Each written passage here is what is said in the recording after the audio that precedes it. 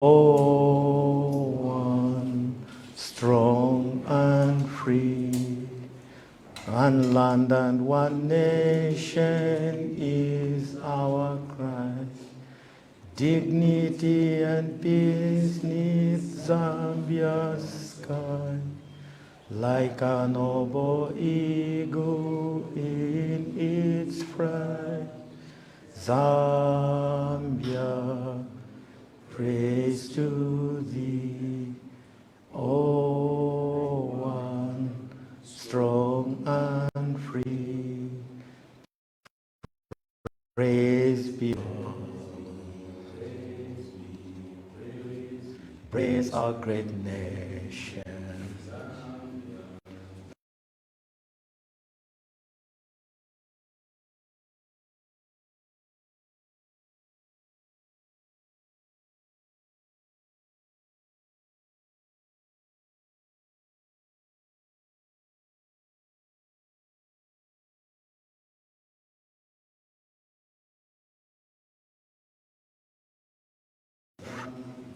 Free men we stand under the flag of our land. Before we sit, please, Comrade Frank, a prayer.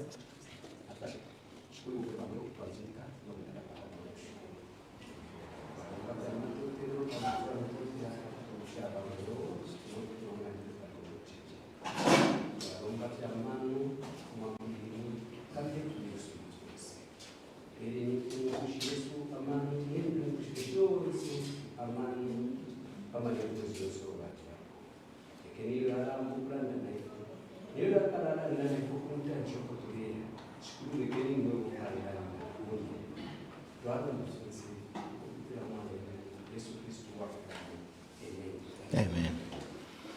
Thank you. We may take seats. My name is Wilson Banda. I'm part of this organization called DPP. My job is simple this morning. It's not my show, but it's for our president. It's a show for our president, Antonio Mourinho Mwanza. Mr. President.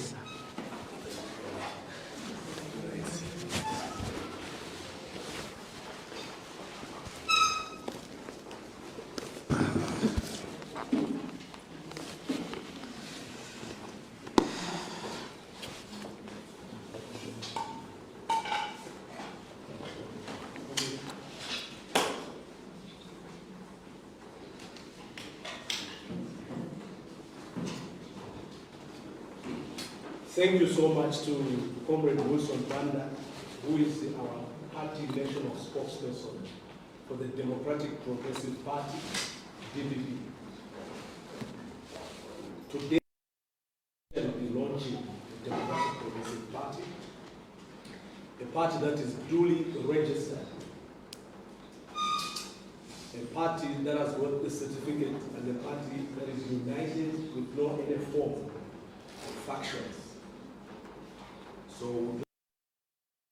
members of the press, and before the address, I would like us to observe just a minute of silence in honor of our late 60th President, Dr. Edgar Chagwa. Thank you. Just 1 minute of silence.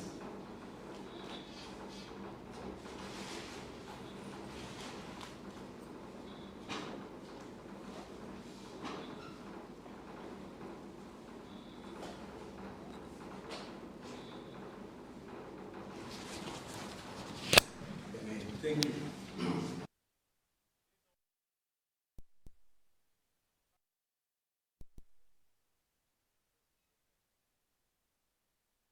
The government of the Republic of Zambia will resolve the impasse concerning the repatriation and burial of our former President, Edgar Chagwa. It is in the interest of the state. It is in the and we pray that an amicable found sooner than later. Now, 60 years ago, Zambia of life fought for the this country. And 60 years, the independency that our forefathers fought for has eluded us. Today we talk that does not own anything. A country that is not in control of anything. A country. And the foreigners are in control of the economic power. The foreigners of the means of production. Today, this generation of young that are for far too long have the democratic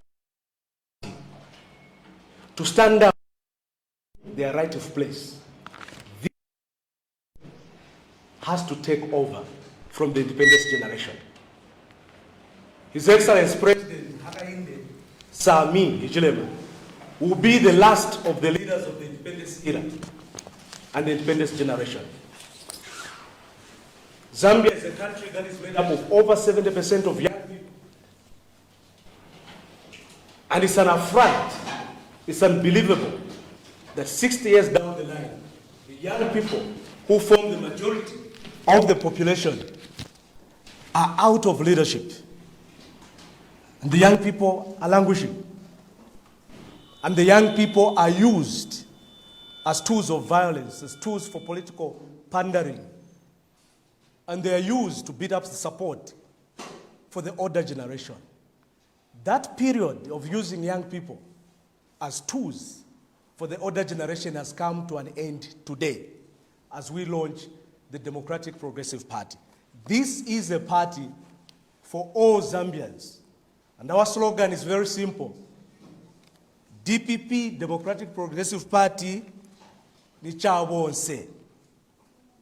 It is a party for the women, it is a party for the youth, it's a party for the older generation.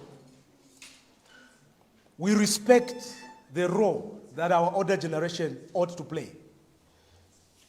We need their wisdom. We need their counsel. We need their guidance. But we need the young people of today to be in front, to make decisions about their future. And this generation has an opportunity. Before I delve into the details, I want to make it very clear that I've come here to speak on behalf of the young people from the UPND, starting from those at the Secretariat of UPND. Mwachula pafula. Bami wonfya pafula. UPND has been in power for 4 years. Take a stock and look back at you. Where are you? I want to speak to the young people in all the political parties. You have an opportunity today to use the Democratic Progressive Party as your own platform. And you take it upon yourself to be the leader in your section, to be the leader in your community, to be the leader in your compound, and provide that much needed support and use this party as your own. As we are speaking today, ladies and gentlemen, we have 3 hours of power every day. 3 hours of power every day. There is no economy in the world that can operate with only 3 hours of power in a day. This load shedding has destroyed businesses. It has taken away lives. It has made people lose their jobs. People are closing their businesses. My colleagues here in Kalingalinga, the welders, my colleagues in the barber shops, my colleagues who run bars, my colleagues who depend on electricity to study at the University of Zambia, at the Copperbelt University, at UNILAS, at all the universities, Eden University, today have only 3 hours of power. Now, you might be told that this is as a result of a drought. No, it is not. The current crippling load shedding is a direct result of the failure of leadership of President Hakainde Sami Hichilema and the UPND government. Remember they told us that we'll be in Dubai, that we didn't need rainfall. Remember they told us that they had connections and they'll bring 25 billion kwacha to investment. Today, ask them, where is that money? The Zambezi River Authority, which is in charge of the water at Kariba, was very clear. In 2022, 2023, they warned that Zambia shall experience a drought. And what did ZESCO do? Instead of preserving power, ZESCO went ahead, used all our power, used all the water to generate power for exports. As we are speaking right now in the darkness, there is power in Botswana supplied by Zambia. As we are speaking right now, there is power in Tanzania supplied by Zambia. We are feeding our neighbors while crippling and damaging our own economy. ZESCO today has got middlemen who are purchasing power and selling power on behalf of ZESCO, making huge profits. And you and me have got no electricity. You and me have no power to propel our economy. So we have a country where the leaders don't care about the ordinary people. And you know why? Because your politicians don't pay for anything. They have got free electricity. Malai tisiaenda. You give them free water. You give them free fuel. They don't even know the price of fuel. Free transport, free accommodation, free water, free electricity. And to them, the only thing that matters is making a profit. It's about kuliamu, ukwakana. When the Democratic Progressive Party takes on government, we will make sure that ZESCO works for the Zambian people. We will invest in the generation capacity, invest in the distribution capacity. We will cut off middlemen. And we'll make sure that we supply power to the local communities before we supply power to foreigners and foreign countries. Our call right now is that ZESCO must renegotiate the contracts that they have signed with other countries and defer the exportation of power until they provide sufficient power to Zambia. Look at the cost of living. Electricity and fuel are the engine of the economy. When the price of fuel is going up and the price of electricity is going up, automatically the cost of doing business goes up. Automatically, the cost of living goes up. We have moved from 8,700 kwacha 4 years ago to now 11,000 kwacha for a household of 5 people in Lusaka. Just imagine how many people in this room have 11,000 kwacha as their salary. How many people out there watching this have 11,000 kwacha as their take home as a salary? And we've been reduced to beggars. As we are speaking now, almost all of us, tina mankongole mafoni. Kajumo, Kastata, Kafikiriza, Mairo wanantuwesa kenangwa madamu atika impia. Because we didn't have money to buy food. And this is the challenge that every Zambian is going through. Homes have been broken.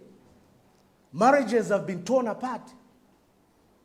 The stress levels, especially for our men, is beyond measure. And we are seeing suicides. We are seeing the crime rate going up.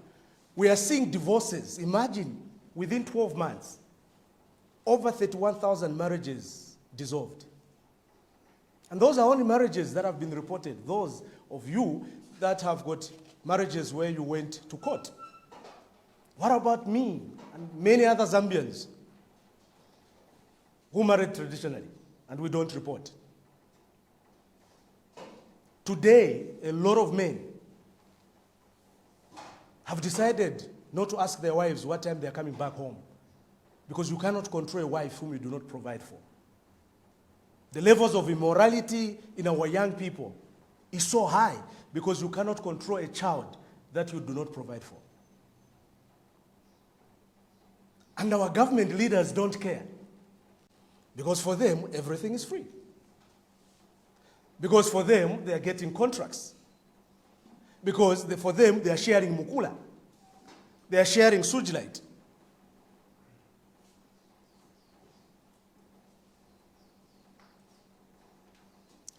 Today, we are talking about school fees. How many parents are struggling to take their children to school? They will tell you it's free education, primary. What's the quality of our free education? Schools without books. Teachers are using their own money to make photocopies of lessons and give to students, because this government has allocated very minimal support to schools. Some schools get as low as 10,000 kwacha as a grant. Schools without chalk. Schools without learning and teaching implements. 60 years after independence. And when you talk to them, they call us lazy. Mwaliberera handouts. We want to bakwalesa. Who in this room has ever received a handout from a politician? Who amongst those that are watching this on different platforms have ever received a handout from a politician? They are telling a woman who wakes up at 03 every day to go to Soweto. A woman who walks every day from Umtendere to Kalikiliki, to Seo Nsuko, to Seo Chikanda, that she's lazy. They are talking to a student who studies without electricity that is lazy. And remember how humble they were when they were looking for votes. But today they have got the audacity to insult our intelligence. Banati Doba. Jairisa. Because when they come, we shout, bossy, bossy, bossy, bossy. No. We must stand up. The young people of this country must stand up and say enough. We want young people to run as councillors, as mayors, as members of parliament, and to run for the office of the president of the Republic of Zambia. I was reading a speech and some insights from His Excellency, President Hakainde Sami Hichilema, about GDP, together with Wamsokotwane. And they were bragging that Zambia will record a 6.8% GDP. I said, Ababandu, what's wrong with them? Let's break down the GDP. 6.8% of GDP means this. The number one contributor is the mining sector. 65% of our entire GDP is from mining, telecommunication, wholesale and trading, and construction. Who owns the mines? It's foreigners. All the money that is coming from the mines is being siphoned away and being taken out of this country to develop foreign countries. And the only thing that we remain with as a nation is migodi and pollution. So when you talk about 6.8% of the GDP, what are you talking about when that money is being siphoned out? When you talk about GDP, 6.8%, the telecommunications are one of the major contributors. Airtel, MTN, all these are foreign companies. They're getting the money and taking it out of the country. You've got Zamtel, which you have failed to innovate, failed to invest in, and failed to propel, and it has got the smallest market share, despite it being in charge of the broadband. And you talk about 6.8% of GDP whose economic flight is being taken away and taken outside of this country. Construction. Every major government construction program, every major construction project is being handled by foreigners. Foreign companies are the ones that are running these things. And they are getting everything and siphoning it out of the country. Even in Makombo, Mwamechokera, Mtonga, Wachoka Pakalingalinga, Wazanga. Vanatenga marwandizi, tundemba tonse. Vanatenga. There is nothing we own in this country. The banking sector, with over 126 billion kwacha worth of assets, is run by foreign banks. Out of 17 banks, Zambia only has shares in 2, Zanaco and Indo-Zambia Bank. You can't talk about the Industrial Commercial Bank, it is not working.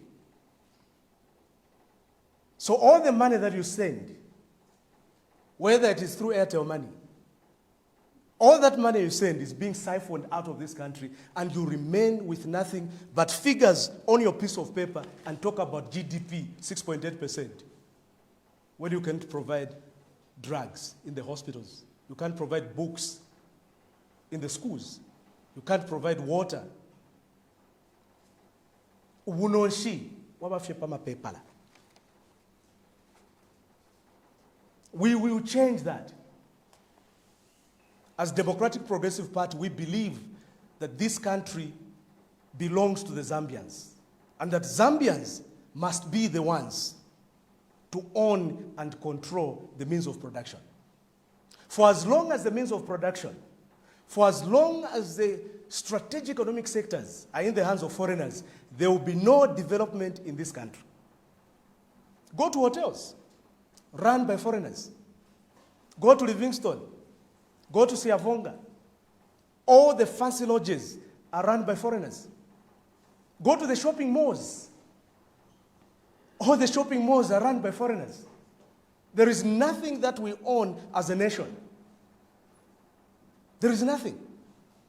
And we will change that, because we believe very strongly that Zambia must own the means of production. So mining, agriculture, energy, telecommunication, technological systems, tourism, these are not gifts to foreigners. They are the backbone of our economy, and we will make sure that there is no strategic sector where foreigners have the majority shareholding. All the mines, we will restructure the agreements and make sure that 51% as a minimum benchmark shall go to the Zambians and Zambian firms. We will ensure that we deal with the issue of debt restructuring. First of all, ladies and gentlemen, it is embarrassing that we're talking about $1.6 billion as debt. Remember, $1.6 billion, this is the money that we've gotten from IMF and World Bank. Uyu Mark Zuckerberg, mfana Mark Zuckerberg. WhatsApp page, WhatsApp company, Meta, Facebook, is worth, in terms of value, more than our GDP. Are we not ashamed that we are talking about going to IMF to beg for $1.6 billion? Are we not ashamed? This government has given tax breaks, tax holidays to mining firms. We are losing a minimum of $3.8 billion every year, 12 months. 3.8 to 4 billion is lost in tax avoidance, tax evasion, transfer pricing, creative accounting. And as if that is not enough, your president has gone ahead and said, for the Emirates, we don't want money. So for the exports, you will be exporting for free. 10%, we are putting it on recess as a cancellation. You know how much 10% means? We are losing $150 million every 12 months from the suspension of the 10% export duty on Emirates. Who own Emirates? Kajem. Grizzly, Chantete. Are these Zambians? The answer is no. You are not giving tax breaks and tax holidays to your small and medium scale enterprises, but you are giving tax holidays to foreigners. And you are even proud to go and commission projects owned, run, controlled by foreigners. And you think that foreign direct investment will bring change? Ladies and gentlemen, it will not bring change. There's no country in the world that has been developed by foreigners. No country in the world that has been developed by foreign direct investment. No country in the world. Every country has been developed by its own people, by taking responsibility, by taking ownership, by taking control. You don't develop the country by commissioning projects owned, controlled by foreigners. You don't do that. So we will make sure that we give power to the people, that every community sitting on wealth, copper, gold, must benefit. It breaks my heart. You go to Kaseseri, Kusorowezi, you go to gold. Look at the levels of poverty for our people. Bakumba gold. But look at the poverty levels. No water, no roads, no hospitals. Go to the Copper Belt. Many cities where we're mining from are ghost cities. We will make sure that every company that is operating in these spaces must give a fair share of their profits to the communities where they're operating from, because we need to improve these communities.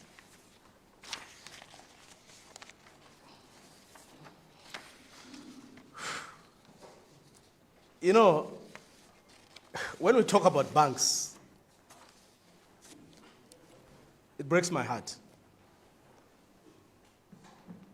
I've said 60% of bank branches for all these banks and Lusaka and Copper Belt, leaving the rural areas completely cut off.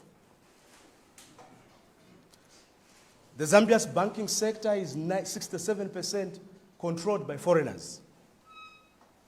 Our vision as the Democratic Progressive Party is to put up a financial system for Zambians, by Zambians, where banks are locally owned, credit is affordable, and rural people are included. And financial profits must work for this country. We shall launch a Zambian Bank Creation Fund with an initial 1 billion kwacha as seed money to set up our own banks. We shall cut bank licensing fees by 50% for local investors for the next 5 years.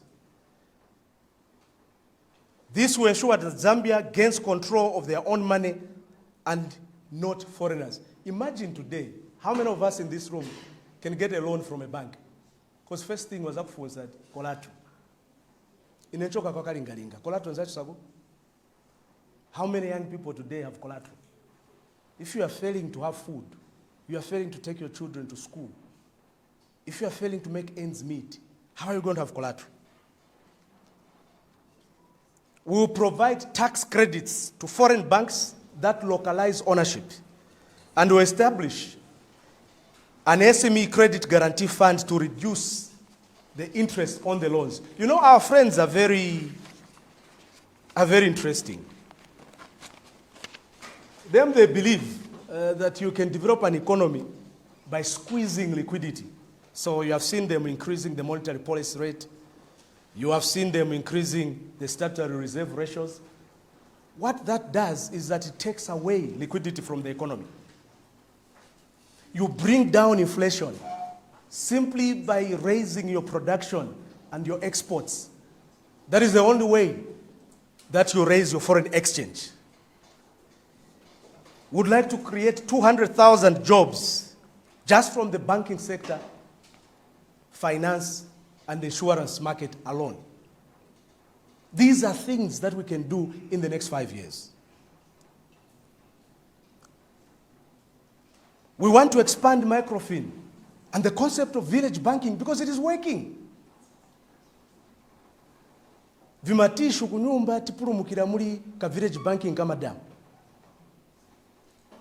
Banankala pamozi tuma groups azimai basongera ndo ma 500 kwacha. Baenda ku Young Firozi, baenda vikungula, vimatishu, vima groceries. These concepts work. All we need to do is to inject enough resources and help our women, help our youth. And as the Democratic Progressive Party, we're going to have a seed microfinancial institute to grow client and reach 50,000 young people and women. And in the next 5 years, we target to have 500,000 young people and young women on microfinance and village banking. We will endeavor to train 100,000 villagers in village banking groups, in bookkeeping, in savings, and in microloans management. These are things that are doable. These are things that a government that cares about the people must concentrate on. We shall launch a nationwide financial literacy campaign reaching 10 million citizens by 2030 because we understand that not all of us understand the art of money, the art of saving, and the art of growing. Some of us don't have that art, don't have that skill. And we need to teach our people how to grow wealth, how to save.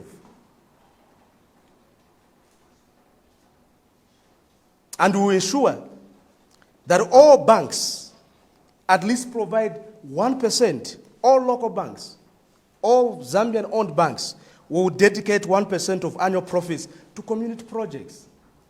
So we can have money for education, health, and agriculture. That way we can sustain our young people, sustain the country, create job opportunities, and create a Zambia where all of us can be proud of. I've heard the story of CDF, and you've been told that it's a game changer. Now, here where we are is Kalingalinga. And I don't know whether Bamtonga or Merai, you have seen and felt what CDF has done for you. You see, the biggest problem with our colleagues is failure to understand some of these projects, why they were made in the first place. CDF was made for small community projects. I saw the Minister of Community Development, actually local government, crying that the people that got CDF loans are not paying. I said, I'm done. You gave loans to cadres. You take taxpayers' money, Zambia's taxpayers' money, makolonganyama kada, and you give them taxpayers' money, and you expect them to pay back.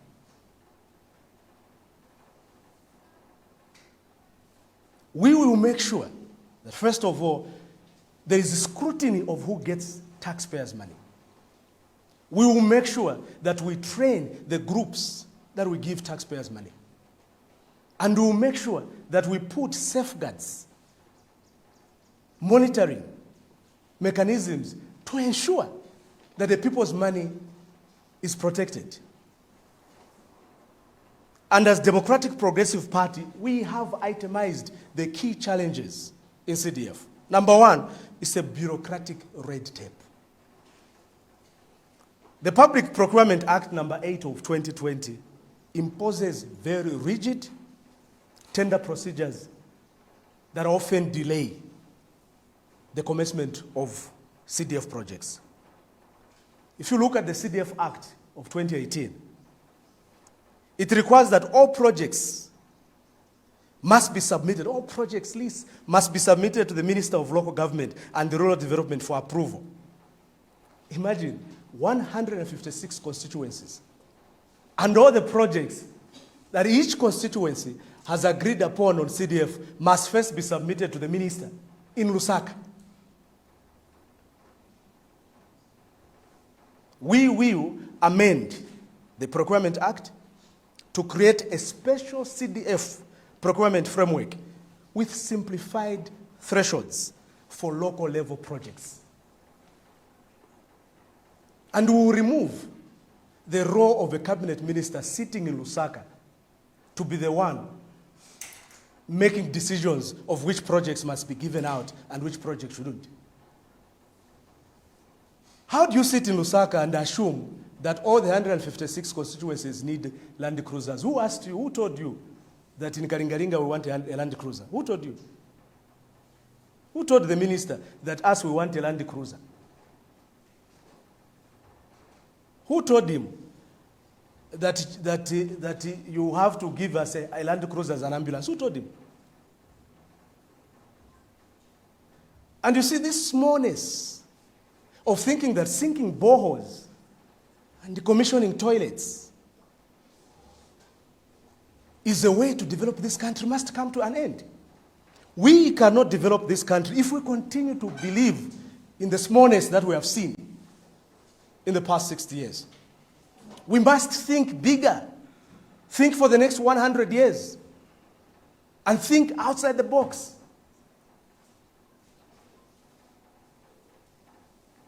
The second weakness of CDF, and we want them to work on these issues because you don't need to wait, is that the local government, many of them have no capacity. The councils lack qualified engineers, planners, procurement staff to manage large allocations. This has resulted to poor project designs, inflated contracts, and abandoned works. You are getting taxpayers' money, 27 million kwacha, and you are putting it in a pit. Ngarama zabantu zienda, year in, year out. And there's nothing that is happening to change their lives, to change the economy, to create jobs. We shall amend the Local Government Service Act to allow councils to directly recruit technical staff, planners, engineers, accountants, instead of depending on the Public Service Commission in Lusaka. We shall ensure that the Auditor General's reports showcase all the audit queries and enforce stronger penalties for all officers that are flouting the CDF regulations and those that are stealing CDF money. We shall strengthen the CDF Act to introduce criminal liability for officials and contractors as well as those that get CDF loans. We shall empower the Anti-Corruption Commission and the Auditor General to conduct real-time monitoring, because we cannot allow a situation where cadres can get government money, and they move. If you're a chairman, if you're a bomber, when a person is a chairman, a chair lady. We cannot allow that. We cannot allow that. We shall introduce a graduated allocation system linking disbursements to performance and absorption. So if we give you CDF and you fail to deliver, to absorb it, to use it prudently, then you know you'll not be qualified for the next tranche of financing. You can't continue giving people money that they're not accounting for. It doesn't make sense. This is taxpayers' money. We shall amend the CDF guidelines to make the ministry clearance mandatory before project approval. We will remove this. We will give the councils the leverage, the authority to make decisions on which projects must be given money. And all projects that are given, they must publish them on their websites, on their notice boards, that this project has gone to this company, this is the amount of money involved, these are the timelines, these are the expected works, and this is what we need to achieve. And we shall make sure that there is serious monitoring and evaluation of projects at all levels.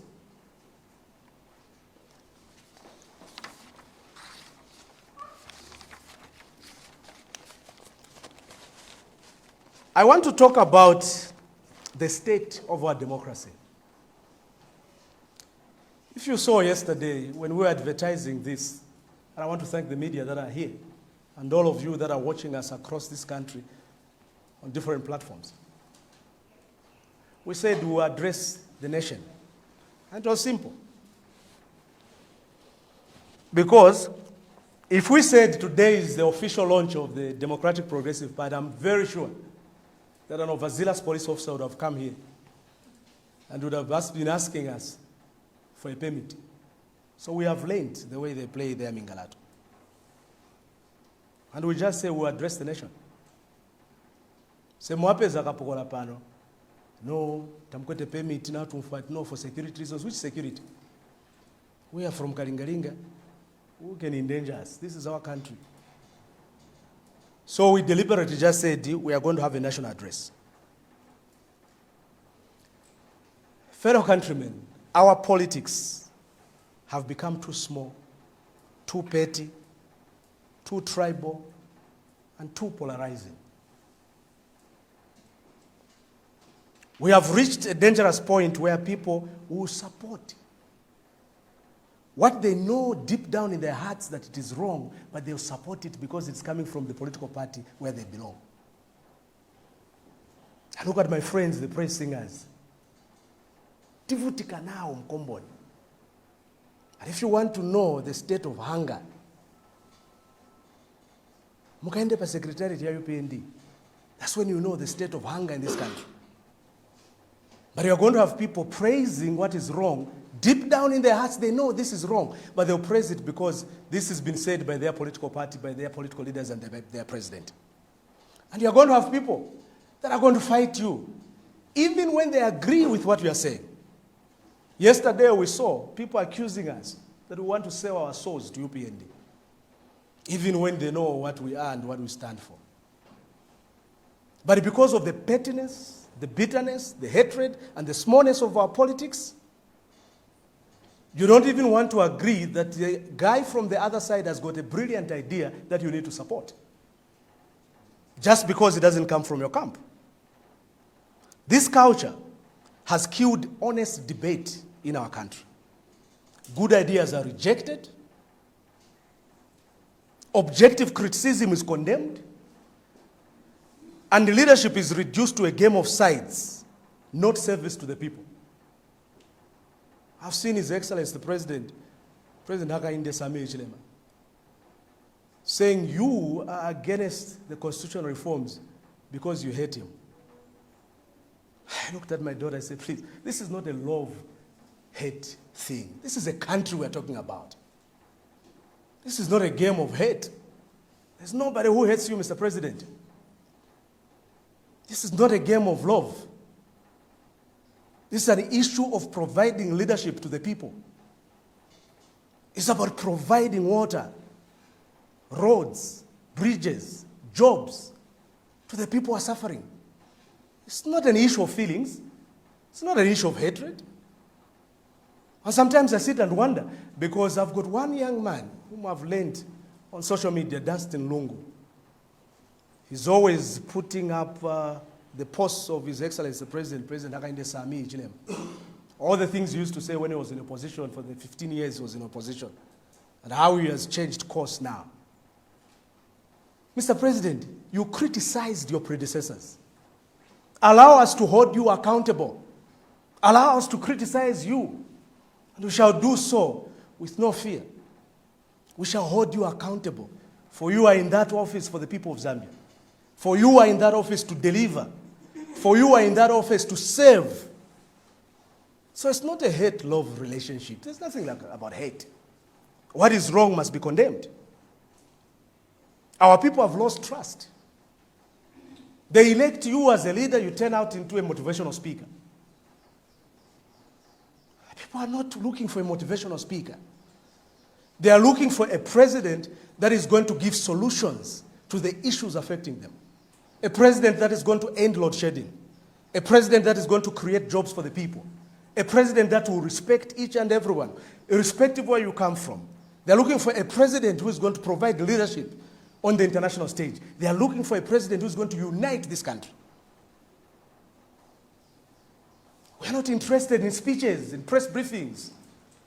We're not interested in motivational speeches. We are hungry. We need food. We need shelter. We need schools. We need hospitals that are properly supplied.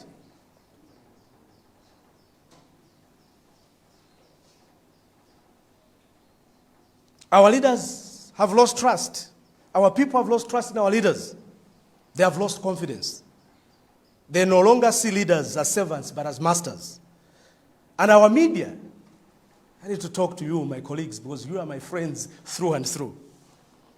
Our media, instead of amplifying truth, too often magnifies petty quarrels while silencing the real struggles of our people. Gentlemen and ladies of the Fourth Estate, let's put spotlight on issues that matter, on policy issues, on agriculture, on mining. Those small quarrels which politicians pick every day shouldn't be the lead stories in our media. It should be about ideas. It should be about manifestos. It should be about policy. Our young people, we cannot use our time on Facebook to make Mwaka and Kazad viral, but you don't want to make Mourinho viral. Make this viral. Make this address viral. Make this launch viral. Talk about your issues that affect you. You have got no jobs, you've got no opportunities, you've got no income. These are the things that our young people must focus on. And we're a nation that is simply distracted. When there's a major issue, one misguided chap comes up with a video.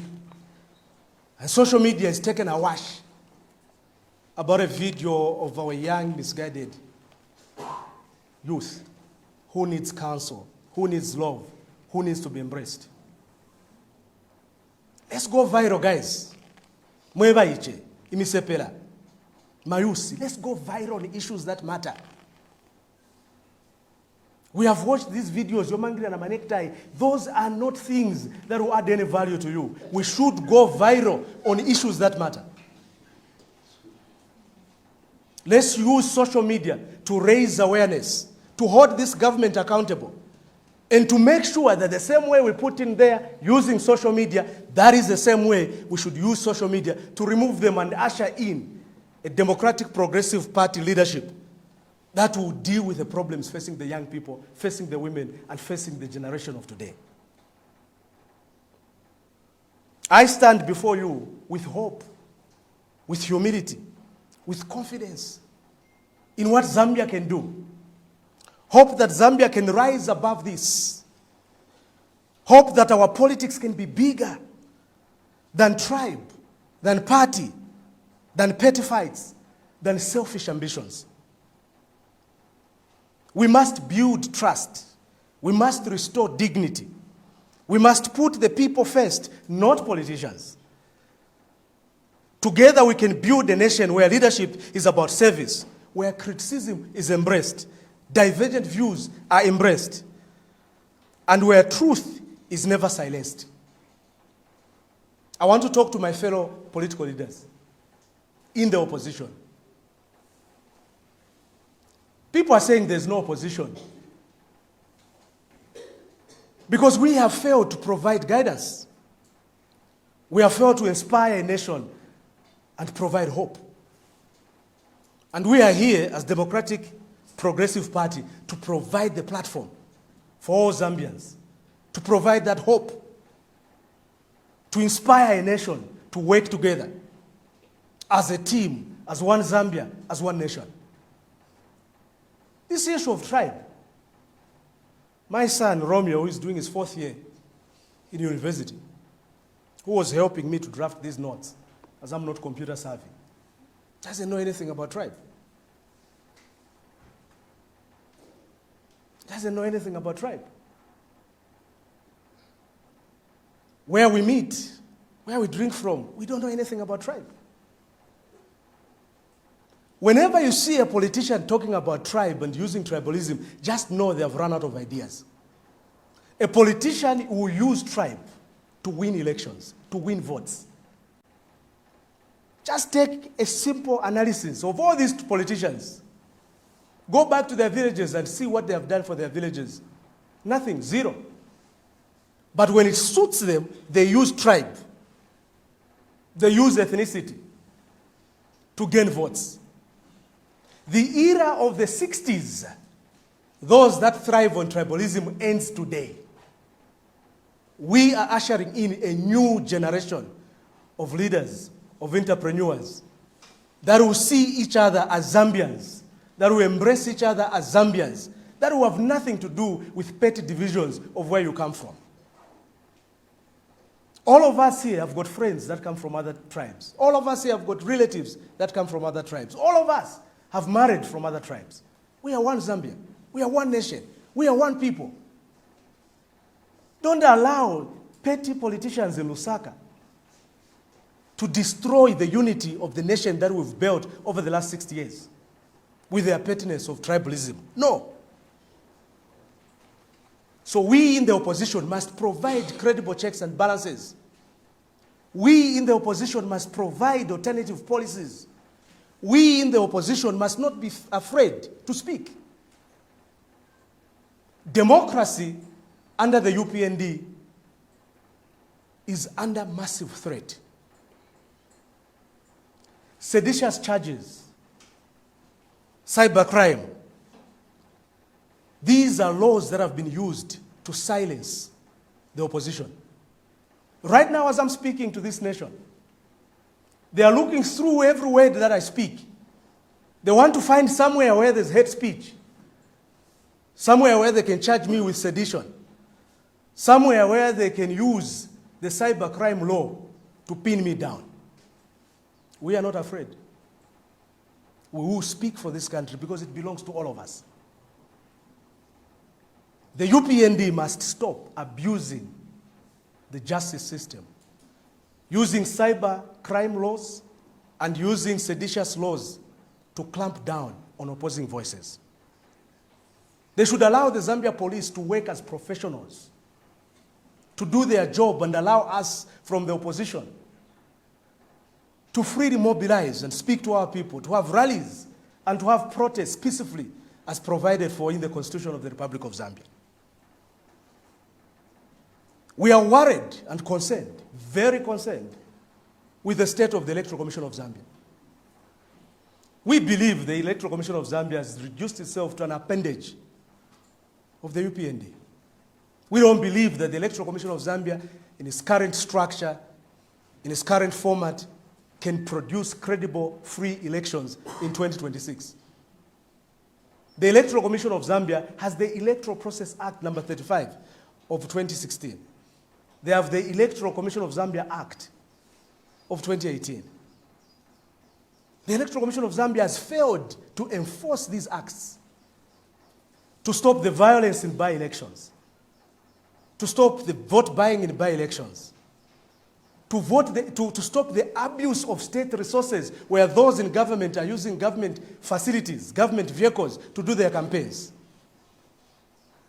The Electoral Commission of Zambia must become professional, enforce the laws equitably, and ensure that they provide a free, fair, and credible election in 2026.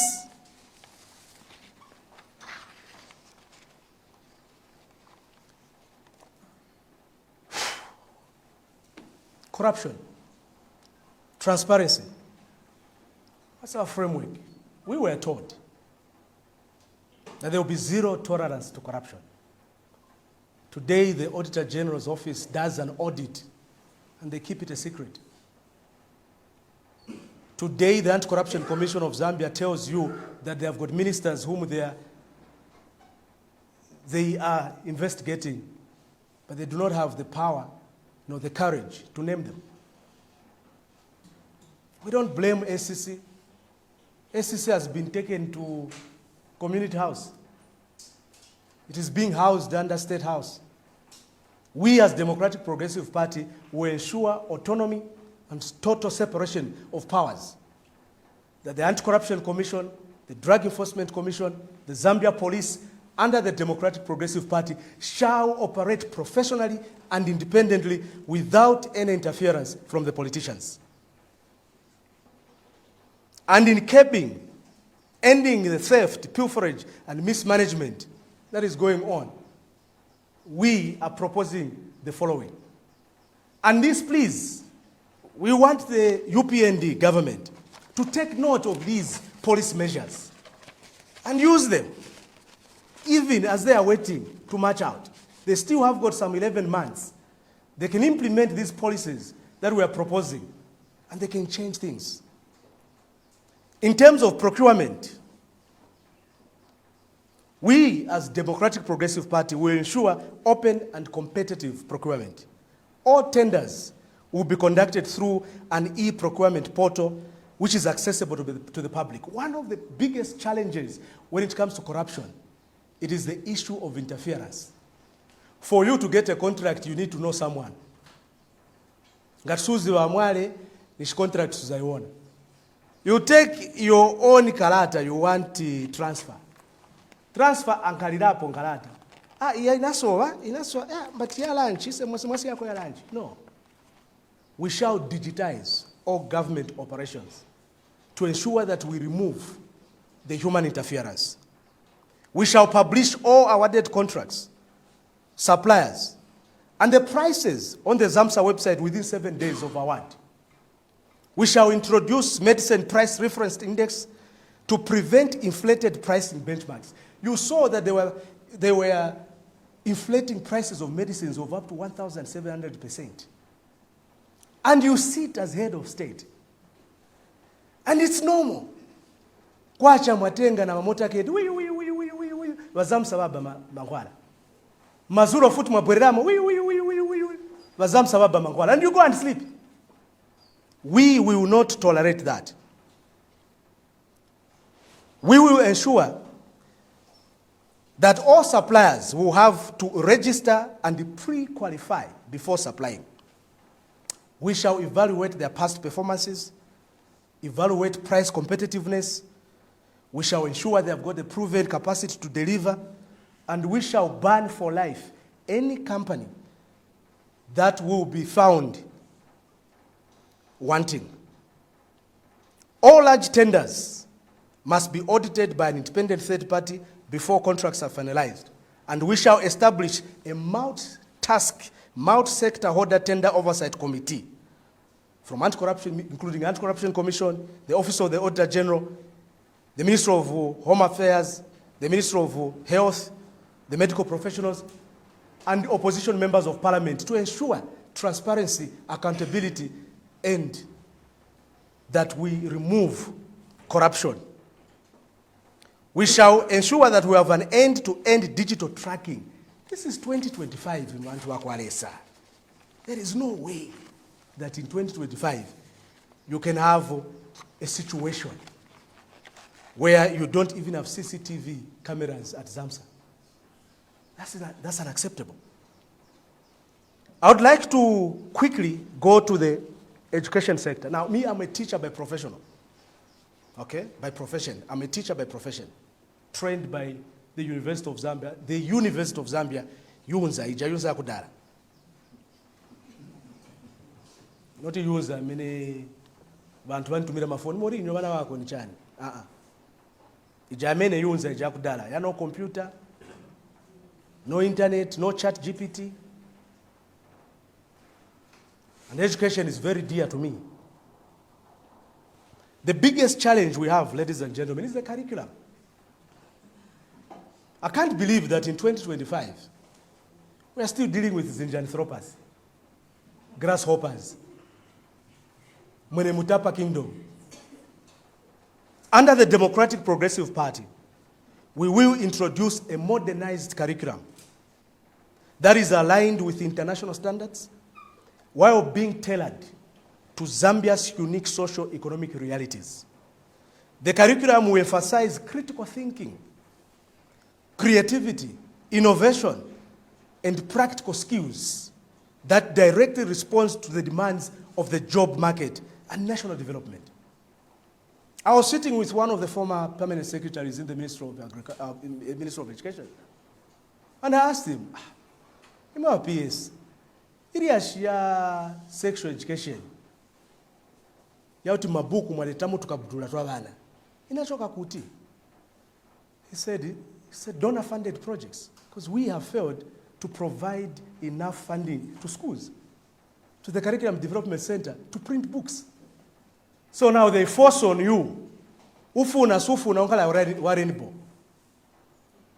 They print books for you and insert in those books things that are against your culture. Because a beggar is not a chooser.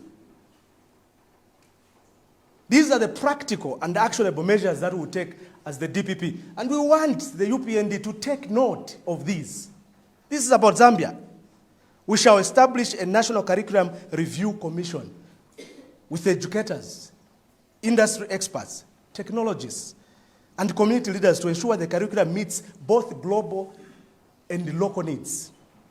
We shall conduct 5-year curriculum reviews to keep pace with changing global trends and local needs. We shall ensure digital literacy, introduce computer studies and coding from primary school up to tertiary level. AI is here to stay. Robotics are here to stay. Technology has moved. 5G is here to stay. We can't continue talking about Zinjanthropus in 2025. We shall integrate environmental education. We need to deal with issues of climate change, sustainable agriculture, sustainable mining. You have cenometals polluting your major river, one of the rivers that is giving water to the entire country. And first of all, you wait for foreigners, Americans, to tell you that your people are being infected with radioactivity material. They are being infected with radioactive material. That your people are imbibing uranium. It takes foreigners to tell you that your water is contaminated, that your rivers are polluted, and you sit. And overzealously, you even go, mwambakumwa na mineral water. You know, some of these things we do, we should be very careful. This power is very temporal. We have seen people who thought they're untouchable. Where are they today? We will not allow what Sinometals has done under Democratic Progressive Party. We will hold Zema accountable. We will hold Sinometals accountable. The effects of that pollution, the effects of what people are going through might not be felt now. But anyone who has done simple research, Hiroshima and Nagasaki, up to date, 50 years down the line, people are still suffering from the effects of the nuclear and atomic energy. We want this government to take charge and ensure that Sinometals and every mining firm that is involved in polluting our land, our rivers, is held accountable. You can't have this disjointed. First of all, the minister goes, the water is safe. Another minister says, no, we shall only know the impact after an independent assessment. The other character goes, he goes and drinks mineral water. You can't be toying with people's lives. You can't.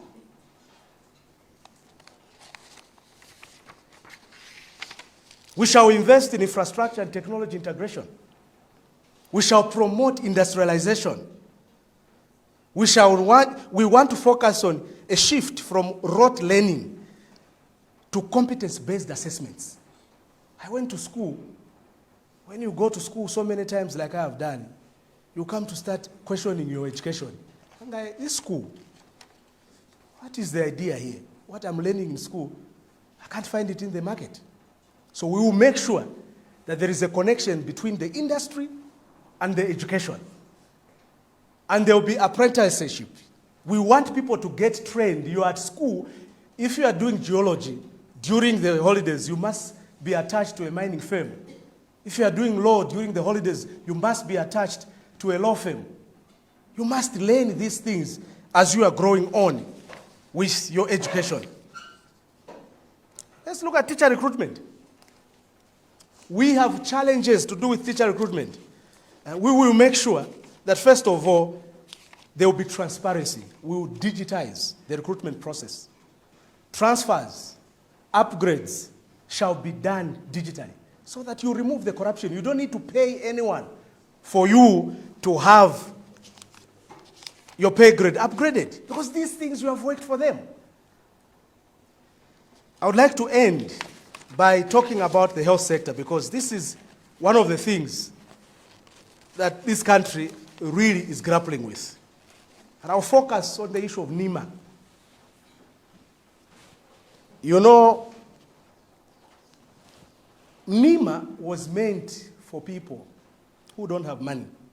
People like myself, people like many people in the compounds, in the villages.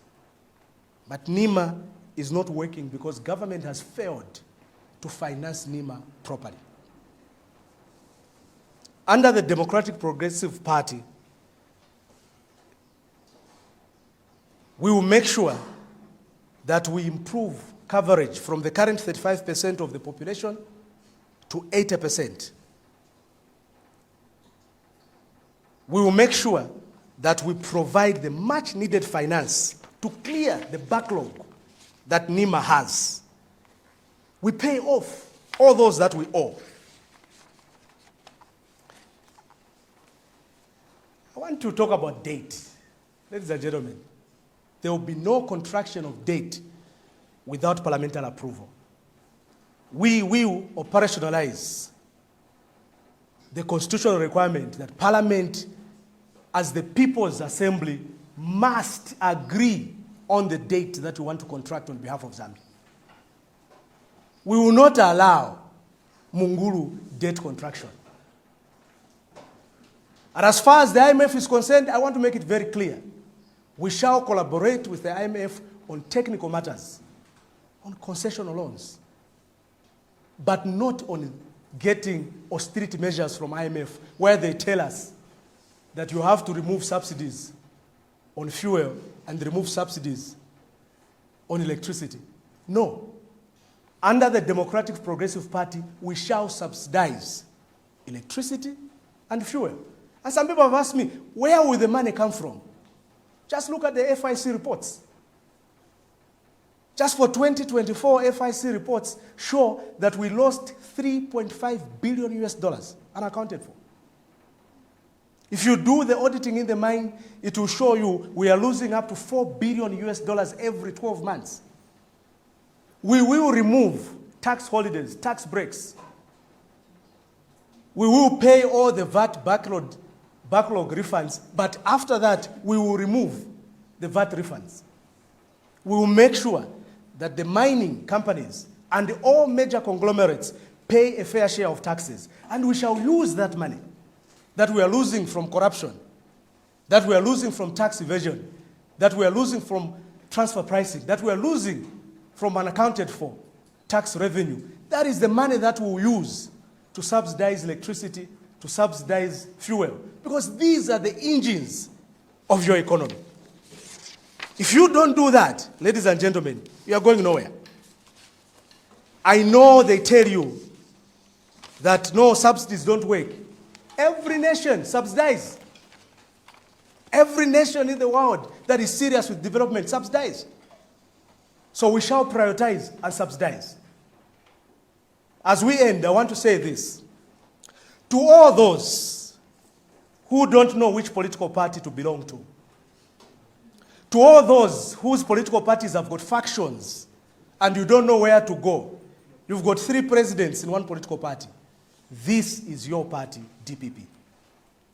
To all the UPND structures that have suffered in the last 4 years, this is your party, DPP. To all the young people of this country, all the women, all the adults, if Korofesu, this is your party.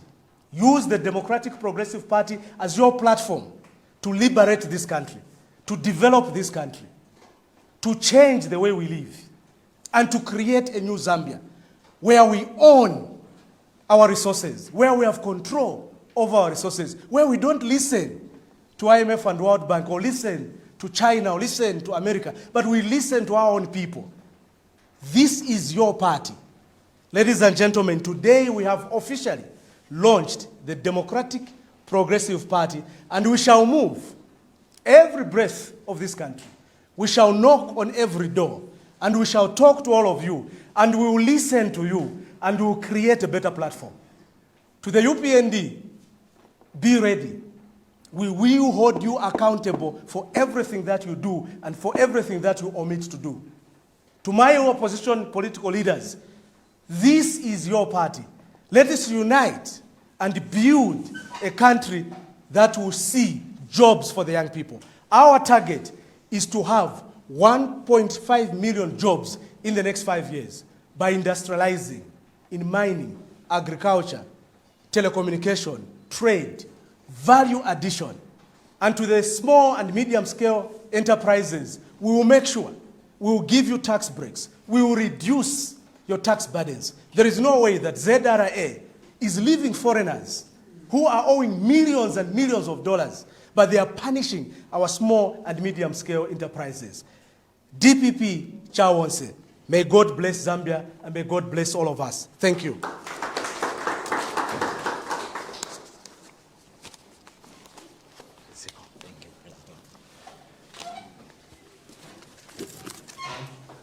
Thank you, members of the press. I stopped talking about housekeeping. I'm now the president. I'm leaving.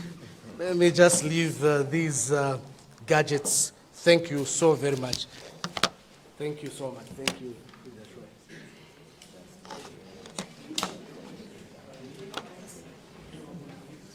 Mirai. Thank you so much. We've heard it all. We are equal to task. I think those of you who know us in the media, Joy FM, those who give us platforms. I'm coming from a background of dealing with timber as a spokesperson in that industry. We are here to offer checks and balances and to make sure that that comfort zone President HH is feeling, he will no longer feel it. You have seen that, or you have heard that there is no opposition. Now we've given you one. And we'll make sure that we give him a good run for his money. Thank you very much. Comrades, closing.